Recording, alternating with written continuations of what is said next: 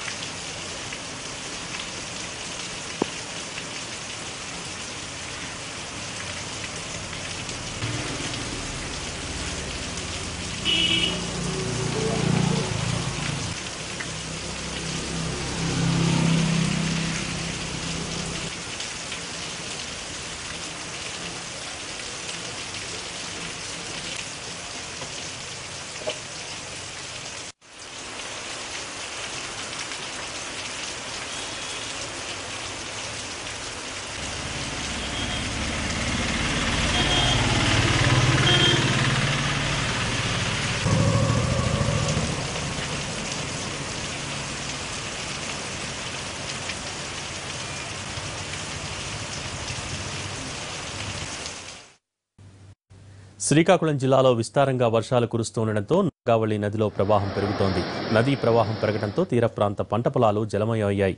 ఒడిశాలోని నదీ తీర ప్రాంతాలైన కట్రగడ, గుమ్మడ, గుడారి, మోహన్లలో వర్షాలు కురుస్తుండటంతో వంశధారలో నీటి మట్టం పెరుగుతోంది. ఇప్పటికే వచ్చిన వరద నీటిని సముద్రంలోకి విడిచిపెట్టారు అధికారులు. వాయుగుండం ప్రభావంతో మరో 2 రోజులు వర్షాలు కురిస్తే పరిస్థితి ఏ విధంగా మారుతుందో అని భయపడిపోతున్నారు నదీ తీర ప్రాంత ప్రజలు.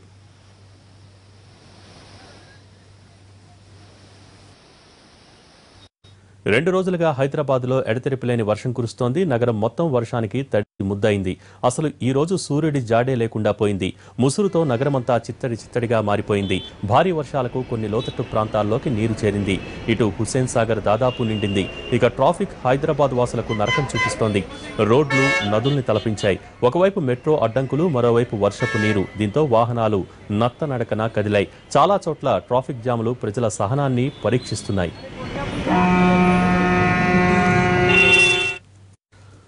ఉండవల్లి అరుణ్ కుమార్ ఎమ్మెల్యే గోరంట్ల సవాళ్లతో విజయవాడ ప్రకాశం బ్యారేజీ వద్ద తీవ్ర ఉద్రిక్తత నెలకొంది. నీటిపారుదల ప్రాజెక్టులపై బహిరంగ చర్చకు టీడీపీ ఎమ్మెల్యే గోరంట్ల బుచ్చయ్య చౌదరి సవాల్ విసరడంతో ఉండవల్లి ప్రకాశం బ్యారేజీ వద్దకు చేరుకున్నారు. పట్టిసీమ ప్రాజెక్టుపై ప్రదర్శన, బహిరంగ చర్చకు మద్దతుగా కృష్ణా ఆయకట్టు రైతులు భారీగా తరలివస్తుండటంతో పోలీసులు అలర్ట్ అయ్యారు. చర్చకు అనుమతి నిరాకరించిన పోలీసులు ఉండవల్లిని అరెస్ట్ చేశారు.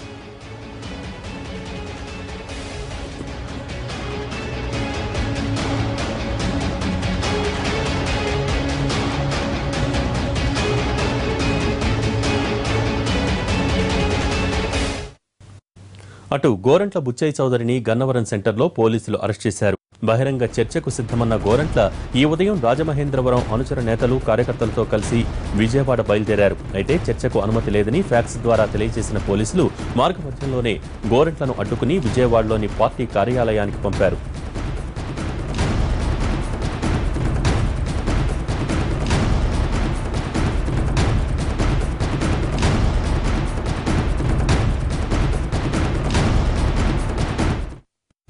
కెల్విన్ ముఠా నుంచి మాదక ద్రవ్యాలు కొనుగోలు చేశారనే అభియోగం ఎదుర్కొంటున్న సినీ ప్రముఖులకు ఎక్సైజ్ ఎన్ఫోర్స్మెంట్ ఉన్నతాధికారులు ఇప్పటికే నోటీసులు జారీ చేశారు. నోటీసులు అందుకున్న సినీ ప్రముఖుల్లో ఎవరు ఏ తేదీన సిట్ ముందు హాజరు కావాలి అనే విషయంపై అధికారులు షెడ్యూల్ ఇచ్చారు. దీని ఆధారంగా ఈ నెల 19 నుంచి విచారణ మొదలు కానుంది. రేపు డైరెక్టర్ పూరి జగన్నాథ్ను విచారించనున్నారు. 20న చార్మి, 22న సుబ్బరాజు, 23న శ్యామ్ కే నాయుడు, 24న రవితేజ, 25న ఆర్ట్ డైరెక్టర్ చిన్న, 26న నవదీప్, 27న తరుణ్, 28న నందు, 29న తనీష్ ను ఎక్సైజ్ శాఖ కార్యాలయానికి హాజరు కావాలంటూ నోటీసుల్లో సిట్ పేర్కొంది. ఎక్సైజ్ శాఖలో భారీగా బదిలీలు తెలంగాణ సర్కార్ నిర్ణయం తీసుకుంది. 159 మంది అధికారులను ట్రాన్స్ఫర్ చేస్తున్నట్టు సర్కారు ప్రకటించింది. హైదరాబాద్ డ్రగ్స్ కేసులో సంచలన విషయాలు బయటకు వస్తున్న సమయంలోనే ప్రభుత్వం ఈ నిర్ణయం తీసుకోవడం సంచలనంగా మారింది.